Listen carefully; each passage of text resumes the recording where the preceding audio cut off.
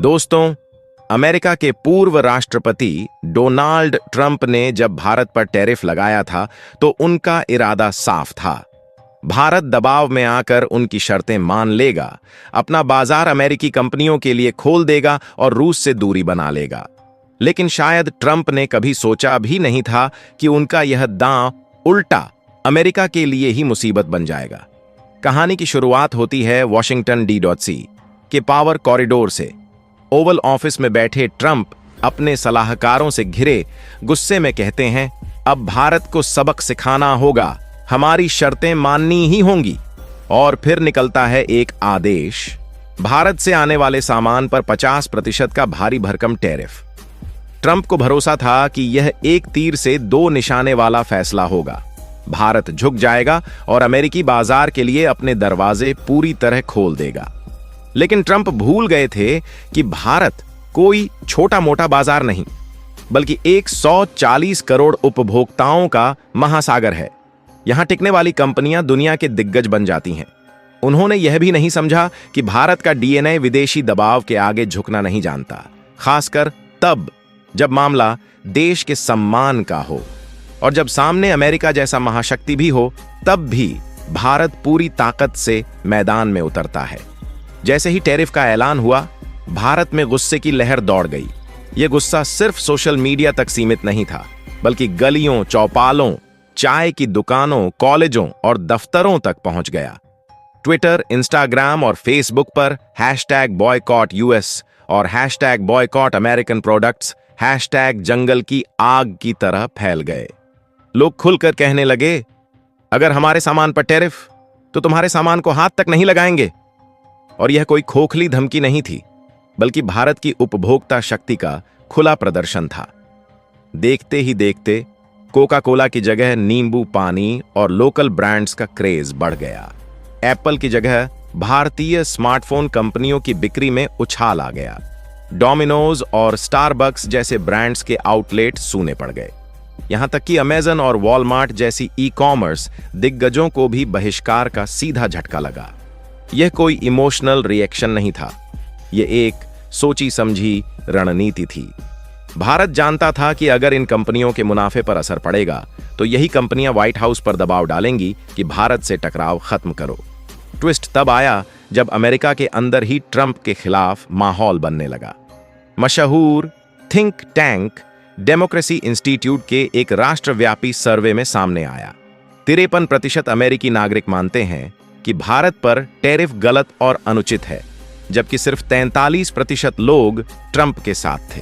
यानी बहुमत अमेरिकी जनता इस ट्रेड वॉर में अपनी ही सरकार के खिलाफ और भारत के पक्ष में खड़ी थी। अमेरिकी जनता के इस विरोध के पीछे एक बड़ा कारण था, अमेरिका का दोहरा रवैया।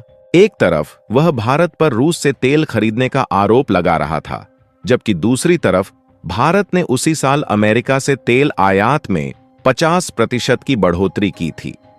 जुलाई में यह आंकड़ा 23% और बढ़ गया। पिछले 3 सालों में अमेरिका का भारत के कुल तेल आयात में हिस्सा 3% से बढ़कर 8% हो गया था। यानी भारत अमेरिका के तेल उत्पादकों की जेब भर रहा था और बदले में अमेरिका भारत की पीठ में छुरा घोंप रहा था। भारत ने अब अपना सबसे बड़ा रणनीतिक हथियार निकाल लिया, 140 करोड़ उपभोक्ताओं का बाजार। व्हाट्सएप, पेप्सी, डोमिनोज, इनकी सबसे बड़ी बिक्री भारत में होती है या भारत उनके टॉप मार्केट्स में है। ऐसे में अगर भारत के लोग खरीदना बंद कर दें तो इनके मुनाफे का गिरना तय है। जहां जनता ने आर्थिक बहिष्कार का मोर्चा संभाला, वहीं सरकार ने कूटनीति का। प्रधानमंत्री नरेंद्र मोदी ने मेक इन इंडिया और आत्मनिर्भर भारत को सिर्फ नारा नहीं, बल्कि एक राष्ट्रव्यापी अभियान बना दिया। विदेशी कंपनियों को साफ संदेश, भारत में बिजनेस करना है तो यहां उत्पादन करो, रोजगार दो और हमारे बाजार का सम्मान करो। असल में ट्रंप का मकसद था भारत को अमेरिकी डेयरी और कृषि उत्पादों के लिए अपना बाजार खोलने पर मजबूर करना। लेकिन भारत ने अपने कृषि कार्ड से सीधा अमेरिका की दुखती रग दबा दी। हम अपने किसानों के साथ कोई समझौता नहीं करेंगे। इस जंग ने दुनिया को एक नया सबक दिया। अगर आपके पास मजबूत घरेलू बाजार है तो वह किसी भी सैन्य हथियार से ज्यादा ताकतवर है। भारत ने दिखा दिया कि वह अब किसी एक खेमे में बंधा नहीं रहेगा। अमेरिका से रिश्ते रखेगा, रूस से दोस्ती निभाएगा और चीन से बातचीत भी जारी रखेगा। आज ब्रांड इंडिया सिर्फ सॉफ्ट पावर नहीं, बल्कि एक रणनीतिक शक्ति है जो दुनिया की आर्थिक नीतियों को प्रभावित कर सकती है। भारत ने अमेरिकी कंपनियों को साफ संदेश दे दिया, हमारे साथ व्यापार करना है तो हमारी शर्तों पर करो। दोस्तों, यह कहानी हमें याद दिलाती है कि असली ताकत बंदूक, मिसाइल और हथियारों में नहीं, बल्कि जनता की एकजुटता, राष्ट्रीय आत्मसम्मान और आर्थिक रणनीति में है।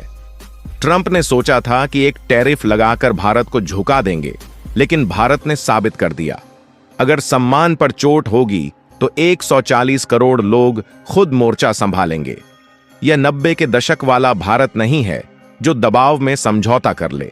यह नया भारत है जो अपने फैसले खुद लेता है, अपने हित खुद तय करता है और अपनी शर्तों पर दुनिया से रिश्ते बनाता है।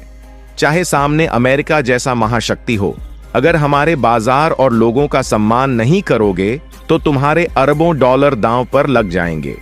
अब सवाल यह है कि क्या नया भारत आत्मनिर्भर, आत्मविश्वासी और अडिग देगा? अपनी राय कमेंट में जरूर बताएं और इस वीडियो को लाइक करके अपने मित्रों तक शेयर जरूर करें ताकि उन्हें भी जानकारी मिल सके। इसी तरह और नॉलेजेबल वीडियो देखने के लिए चैनल को सब्सक्राइब जरूर करें। तो फिर मिलते हैं अगली वीडियो में। जय हिंद दोस्तों।